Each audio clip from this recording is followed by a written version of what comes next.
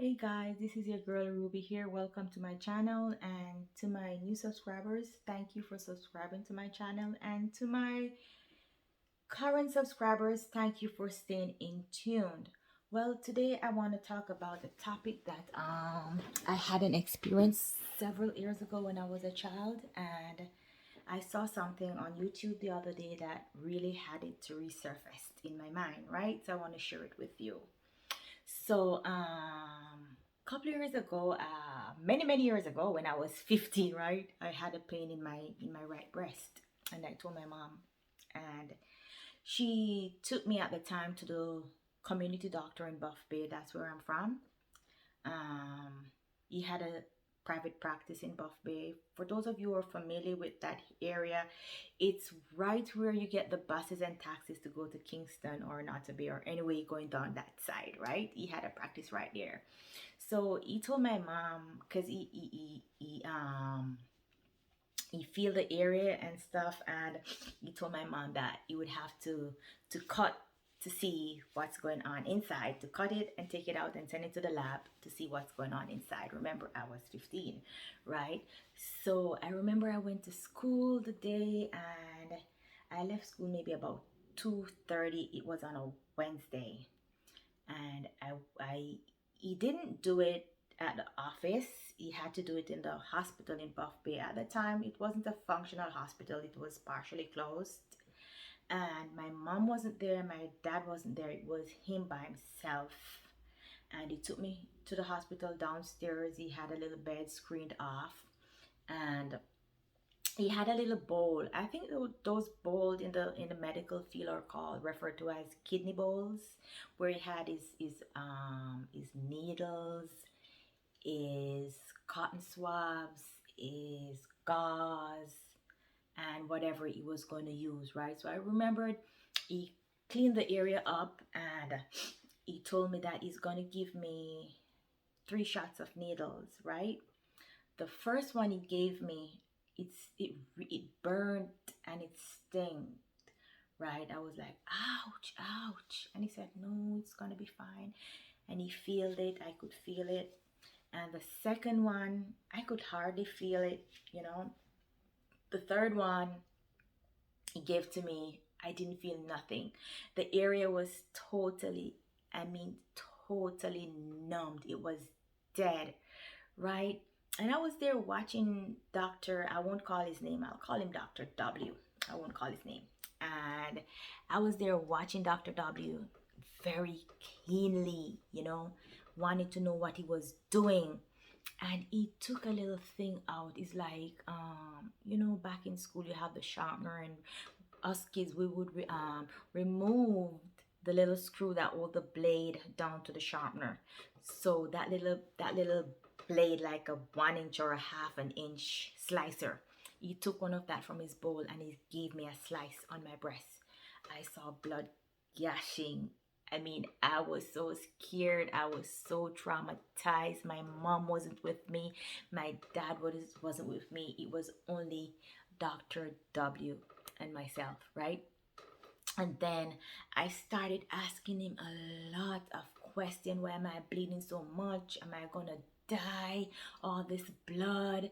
And he was like, you know what, Michelle? If you don't stop asking, leave me, let me do my work. If you don't let me do my work, I'm gonna have to put you to sleep. And that was when I get scared, because I'm like, what does he mean by putting me to sleep, right? And I just lay there on my back, and then he got his finger and he was down in my breast doing, like, turning it around, and then when he take it out, it was all bloody. And I was so scared. I needed my mom and my dad, somebody at that time. I thought actually I was gonna die. Maybe if I wasn't a strong person as I was, maybe I would have died, maybe from a heart attack or something, from seeing all that blood, right? And then he got the razor and he cut and he got a little scissors, and he cut. and he took out like 3 pieces of thing. It looks like fat, the fat from the chicken. You know when you clean the chicken and the chicken have that part of it that you take and you throw in the trash. It looks like that. And then he gave me a stitch inside my breast, right? And he told me that those are gonna disappear, and he gave me a outside stitch. I still have the scar on my breast to this day, right? And then he gave me some, I guess at the time it was antibiotic or something. He gave me a prescription. This man didn't even have medicine to give me at the time. He charged my parents for doing this surgery. He didn't even have medicine to give me at the time. At the time, we had like 2 pharmacies. We had Mr. the Chinaman there across from the hospital, and then you have the other one in Port Antonio. None of those pharmacies had the medicine, right? So we had to go to I think it was either Yak Pharmacy in Kingston or Marsh Drugstore in downtown Kingston. That's where we got the medicine. I was in so many pain. I was out of school for maybe like 2 weeks, right? And then what happened, I remembered he gave me something to go to, I think it was Oak Road in Kingston, where they have the cancer center, to do a mammogram.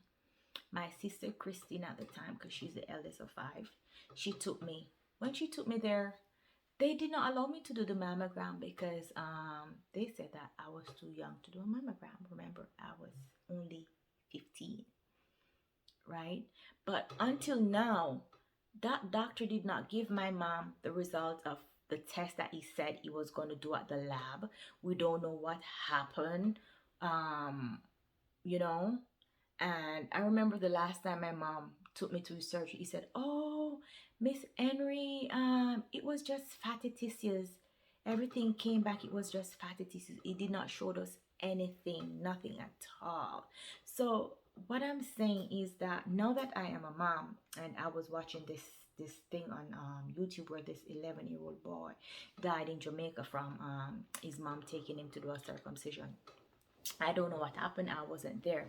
But maybe at the time, if I wasn't a strong body, strong minded person, I would have died from seeing all that blood. So maybe, I don't know if that was the same thing happened.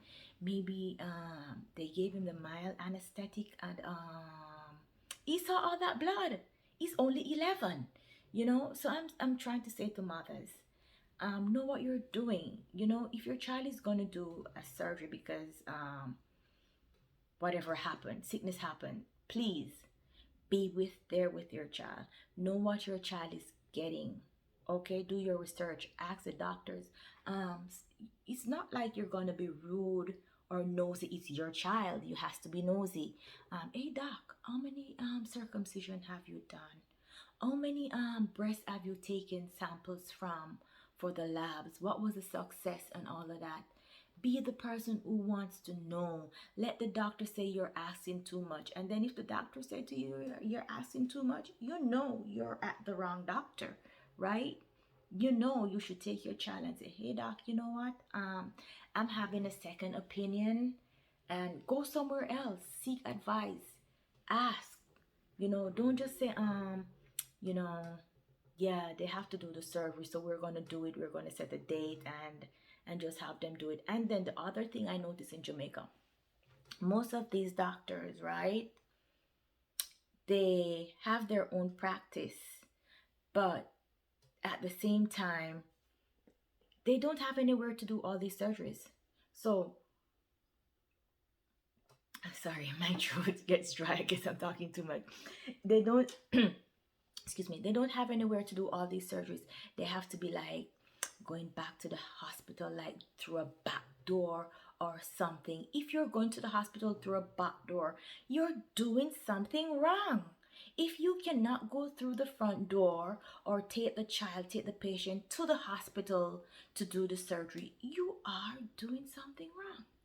And I just want to say my condolence to that mom, that family. I know you're hurt. I've never lost a child, and I pray to God not to be in that situation, you know. And I'm not blaming my mom or my dad for just leaving me in the hands of Dr. W at the time when they did. But I think looking back now that I'm an adult and I've grown, It was wrong. It was really wrong, because you don't know what that doctor is going to do to your kid back there.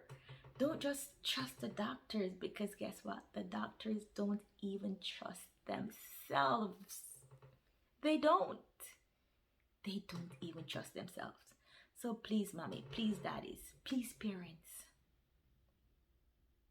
let's not lose our child or children because of negligence.